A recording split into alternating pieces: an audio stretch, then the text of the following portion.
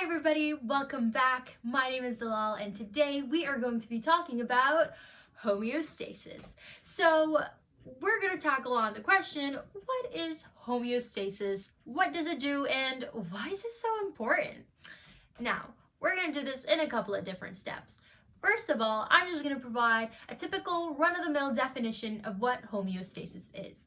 Now, homeostasis is a dynamic equilibrium. It's the state of steady internal conditions, even though your external environment is constantly changing, and it's maintained by all living things.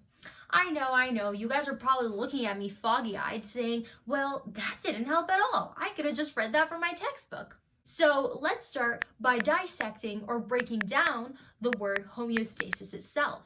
Now, homeostasis, if you look at it visually, you can see that there are two root words inside of it. Homeo, which means the same or similar, and stasis, which means state. So if you put it together, it literally translates to same state, which is a pretty good definition of the word itself. But that's not really a good enough definition on its own, is it? So let's go back to the definition that I stated earlier. I said that it was the dynamic equilibrium.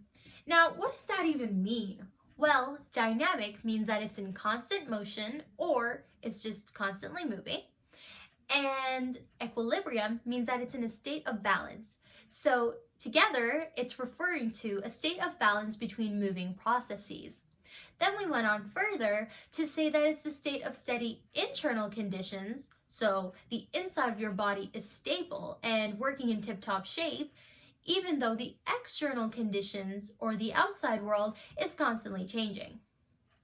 But now that we know what the definition is, you're probably wondering, okay, but why is this important? Why do I have to sit behind a desk and listen to you talk about it?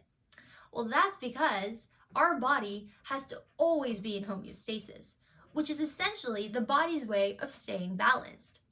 Now, the body does this so that it can keep all of our different organs and parts within a normal range so that we can survive and function properly. Just like how we need a balance in our lives in order to perform our best in our daily tasks, we have to pay our bodies the same courtesy. And so, one way to do this is to maintain homeostasis, or that balance that we keep talking about.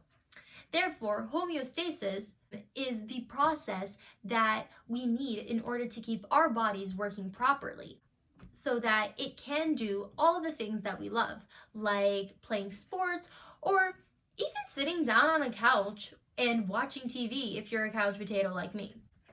Now you're probably wondering, okay, I get what homeostasis is and why it's so important, but how does the body do it? How does it maintain this balance? Well, the body has many different mechanisms to keep homeostasis, or this balance that we've been talking about so much, and this mechanism being the feedback systems.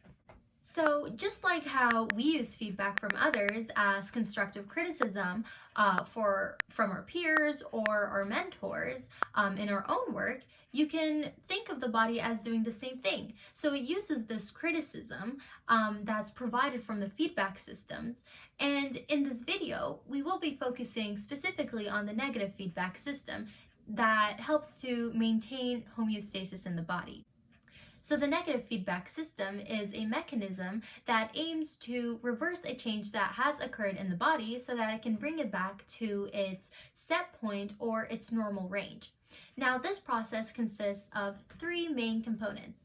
You have the sensors, which monitors your body's values, and they send those values to the control center. The control center compares the value to that of the normal range, and if the control center determines that this value has deviated far too much from the set point, then it will activate the effector, whose job is to ultimately cause a change in the body so that the change can be reversed, and the value can once again return to its optimal or set point. So if the value is too much above or below that of the normal range, it means that the body is no longer in homeostasis. Therefore, the effector comes into play, ergo returning the body to homeostasis. Now, I can practically hear you thinking, okay, cool, I get it. But how does this relate to real life? Well, I'm glad you asked. So this is what we'll be discussing in our next video, which talks about the negative feedback system's role in thermoregulation. But just a quick summary of how these three components work in relation to the definition of homeostasis that we addressed earlier in this video, and how it relates to real life. I'm just going to give a quick example for you. So close your eyes and imagine you are sitting on the beach on a hot summer's day drinking a cup of ice cold lemonade. But eventually, you finish your ice cold lemonade and it's only mid-afternoon. So that means that the weather just keeps getting warmer and warmer and warmer the longer that you're sitting there. On top of that, you're a little bit clumsy and you forgot to bring a beach umbrella or a hat for shade. So the longer that you stay out in the sun, the hotter and hotter it seems to get. So what's happening here? Well, the external environment is changing, which is causing your body's temperature to exceed 37 degrees Celsius, which is our optimal body temperature. And therefore, your body is no longer in homeostasis because your internal conditions are no longer in a stable set point. So what happens is that the sensors, so the nerve cells in your skin, send messages to your brain telling it that, hey, it's getting too hot.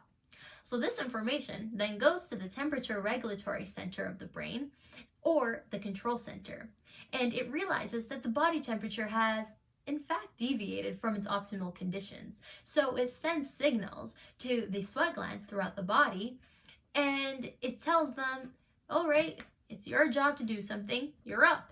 So what happens is that the blood vessels dilate, which allows for the blood to flow to the surface of the skin, allowing the heat to radiate into the environment.